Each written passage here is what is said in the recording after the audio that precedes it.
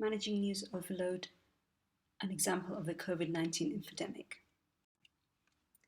My presentation will give an overview of the conceptual framework, look at the research study and why I was interested in undertaking it, a brief overview of the methodology, findings and discussion, and then an indication of future work that I'd like to undertake relating to this study. So in terms of the concepts, I've done a kind of Clint Eastwood presentation here. It's certainly not news to anyone that we're living in an information society, but what are the good, the bad and the ugly aspects of that? We've certainly got access to phenomenal amounts of information and data, and the statistics are truly staggering. If you do a search for how much data is uploaded or created or accessed or shared in 1 minute, it's quite astounding. So accessing, creating and sharing are of course one of the key features of this information society for those, as I say, who do have access to digital technologies and other forms of communication. It's about empowerment, about representation, about offering alternative voices and discourses into the existing media landscape, and giving particularly marginalised groups a chance to voice their concerns and represent themselves. Does that information, that huge or that colossal amount of information, does it mean that we're more knowledgeable? It's questionable, because the quantity doesn't necessarily mean that we're getting good quality, and in fact some forms of information are almost about dumbing down, and some traditional news organisations, you could say, have unfortunately suffered from this kind of idea of a dilution of the quality that they had previously. Propaganda and spin, of course, all groups have got access to this information. What impact does it have? The ugly, relating particularly to overload, overloaded, overwhelmed, feeling powerless, loss of control, confused, frustrated, mental and physical anxiety or problems related to this. So there are things that unfortunately have a negative impact on us because of this information society. So if we think about news overload as a subcategory of the more general information overload, we have 24-hour news coverage. Okay, we are exposed to news round the clock, anywhere where we are in the world. In fact, it's difficult to try and escape. Some in journalism think more, faster, better. Give people more, give it them quicker. That's better. Obviously, this is not everybody's idea of journalism. Colossal amounts of information and data, all these constant updates, they mean we're unable to actually think and process much of what we're being exposed to. So there's lots out there, but how much are we actually thinking about what we're reading? How are we processing it? The inability to think and process is what's actually causing a lot of the overload. Okay, and people are experiencing fatigue because there is so much to get through and we feel we can't do that well. How overloaded are we, in fact? The Reuters report by Newman last year looked at various ideas relating to overload. In the UK, 28% of respondents agreed that there is too much news. Okay, in the US, this was 40%. So statistics relating to the actual feeling of there being too much news. A common complaint is that users are bombarded with multiple versions of the same story or of the same alert. So it's not just that we have lots of news, it's just that we have lots of the same news coming to us through various platforms and channels.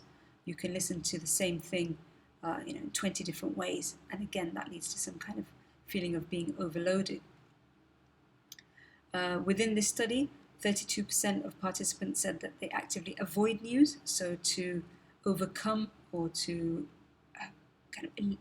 at least not eliminate, but at least to reduce the feeling of fatigue, people are switching off. So this was 32% was 3 points more than the same for the same question in 2017. So a couple of years later, X number of more news channels, and we're feeling more likely, or we want to avoid news more than we used to in the past. An Associated Press study looked at a similar idea. I'm not sure if this writing is big enough here, but it's a vicious cycle. They described it as a vicious cycle of news organisations creating more and more content, okay, so increasing their output. This continues to grow across all platforms. So, the traditional media channels have various channels and platforms through which they can disseminate this news.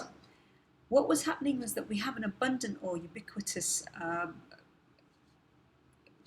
news is ubiquitous, so it's increasingly giving this feeling of fatigue. Too much news is around everywhere. People are often feeling debilitated and tired, as I say, fatigue caused by this, by these vast amounts of data, and they're not feeling satisfied in terms of their news experience. Okay, it's like, again, it's about quality and quantity. Being overwhelmed with a certain amount could certainly mean that there's a reduction in the quality of news. So they're coming out of these news experiences feeling unsatisfied. Because of that, they are then putting in less effort to actually engage with news and to consume certain types of news media. The news organisations are picking up on this, and to compensate, they're then creating more news content. So, we've noticed people have switched off from A, B, and C. Let's offer them X, Y, and Z. And so the cycle continues. In a digital media landscape, we have, of course, digital, social, and this list is certainly not exhaustive, but news content aggregators, alerts, notifications. Again, we're being bombarded from various avenues. That is a general situation. If we look at the current pandemic, things are exacerbated even further by the amount of news that we're exposed to. Understandably so. We want to know what's going on. However, it can be very intense because we're focusing on one particular topic. So the diversity of this digital media landscape causes information overload, and if we project things into the future, this is only going to increase because we're coming up with new channels, new platforms, new avenues to disseminate news, to consume news every day. So there is certainly more potential for overload. However, alongside this, there are various approaches to managing information and news.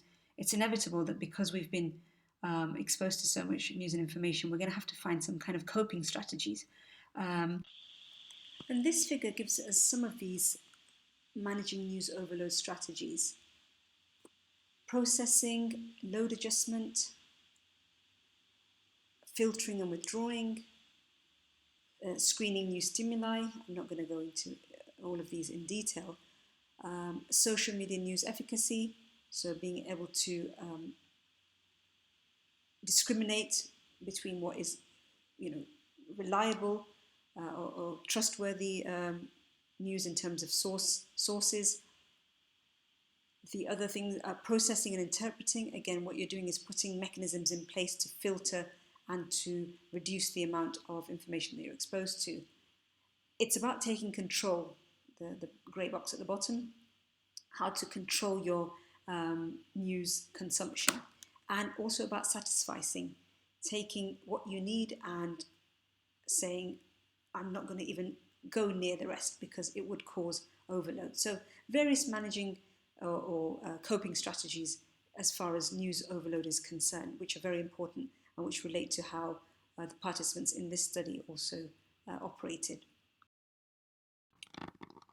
So the actual research study picked up on these concepts, that we're in an information society, there's huge amounts of use of digital media, that media habits are interesting, especially those of younger people.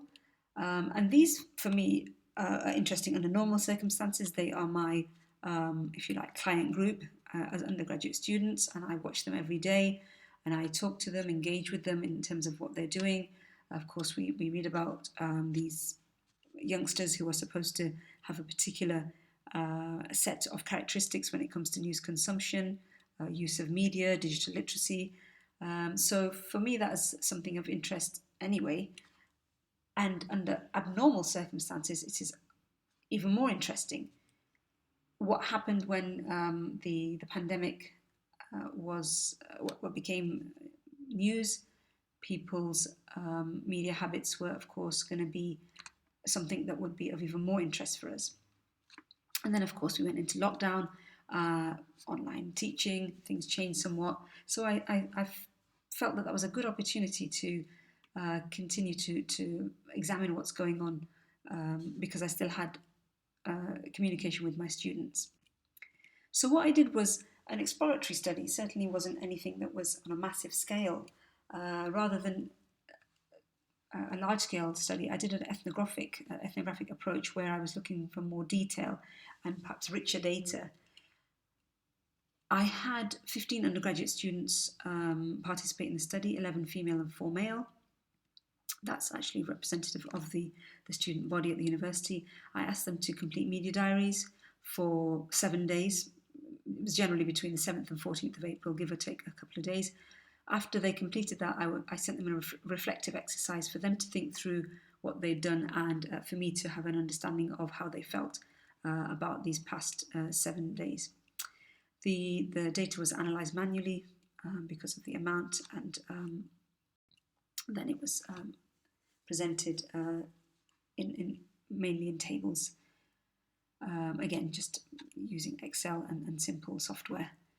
So the key findings were that media consumption increased for most participants, nothing radical there. However, there was a great variety. So for these 15 participants, the least amount of time was 23 minutes and the most was 966 minutes, 16 hours, right? So there's a huge range there. Of course, not necessarily by choice, they were focusing on the news about the pandemic, the outbreak, how it impacted on them. And this was the focus, and as I say, the word intensive comes to mind here, intensive focus from all forms of media. Most of the participants felt that at some point they needed to have a media detox, okay, a break, a day where they just didn't want to listen to or read or watch any news because it was just too much for them. 11 of the 15 students believed that we were experiencing an infodemic, okay, a time where we are overwhelmed with information and not necessarily all correct information. 5 of them said that they were able to manage overload. They said, yes, we could.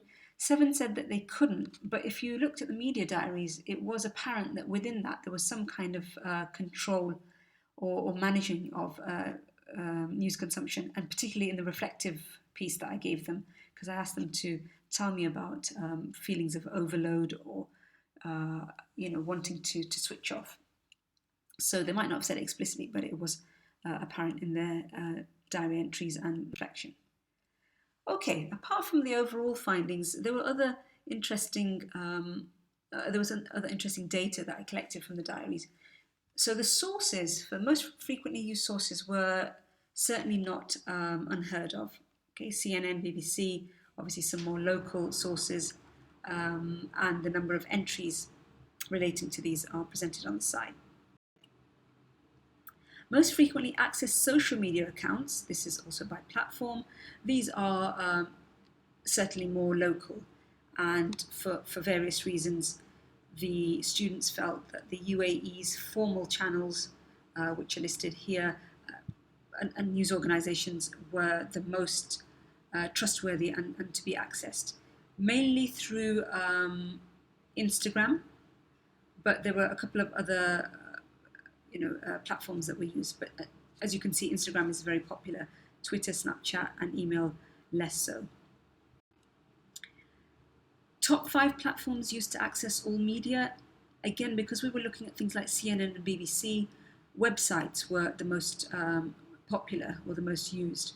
And then Twitter is actually higher here for one reason, one of the news organizations, I just can't remember which one it was now, one student in particular was following them on Twitter, so Twitter sort of seems to have a high account here, but as an overall representation, Twitter is not that popular. TV, applications, other apps, and Instagram. And TV is something that's slightly surprising because we don't necessarily associate youngsters watching TV, but in this particular case, they did go to TV. And again, it's about being, a traditional source. So you can see here the news organizations and the fact that TV is there for CNN and BBC in particular, but of course websites and other platforms are visible. Okay, so how are participants managing news overload? This is the kind of interesting discussion. The first thing was managing news overload by source, and I've already mentioned here that TV was something that they, if you like, went back to. I say that because we generally feel that students have moved away from TV. And this was reflected with family TV viewing, so families would sit down and watch TV together. Traditional reliable sources, national newspapers, government portals and websites. And a couple of quotes here, I won't read them, but they're there, 3 quotes in fact, from students explaining why they felt that the source was a key way of managing news overload, because again, what they're doing, going back to the strategies, is that they're filtering and focusing on reliable news sources. Okay, so credible sources, not going to WhatsApp or social media. So source was an important factor. Another factor was inter-platform verification. So what students were doing, and here I've just put some comments from their media diaries, is that they were getting, for example, a message on their WhatsApp messaging service. They would read the information, then they would follow it up by checking this information from a trusted source, and then they would decide whether they want to actually forward this WhatsApp message on, or to believe it or to delete it. So this inter-platform verification was interesting because it was sometimes between messaging services and traditional media, and a couple of other examples are there. I'm conscious that I'm kind of running out of time, so I'm jumping ahead. Sharing and not sharing, of course, social media, one of the key functions is to share, but what was important was that they were also not sharing. And again, this is something that's reflected in other studies. So, 29% of respondents in the Reuters digital news report saying that they're not sharing because they're not sure about the news article. It's dubious. Statistics are there. Now, this was not during COVID-19. However, we can certainly see similar patterns during the pandemic or the infodemic. And in the UAE in particular, and amongst the student cohort, there's an increased awareness and sense of responsibility about sharing this news. So the not sharing is important. And that is not least because the government is very conscious of fake news and they're clamping down on that. So students knew about that. Okay, further research connects with my digital literacy project, which I'm already working on, and asks the question, how does digital literacy compare with news consumption? How does it affect how fake news is being consumed or not consumed? Misinformation and all the other things that go with it, and again, managing strategies. So really, this is an idea here about literacies, media literacies, digital literacies, and how these all connect with consuming news, but also managing news, and in particular managing news overload. Okay, so my full paper is available on this website, and I'd like to just finish with this quote, which I feel comes back to the beginning, that power no longer resides in having access to information, but in managing it. Thank you.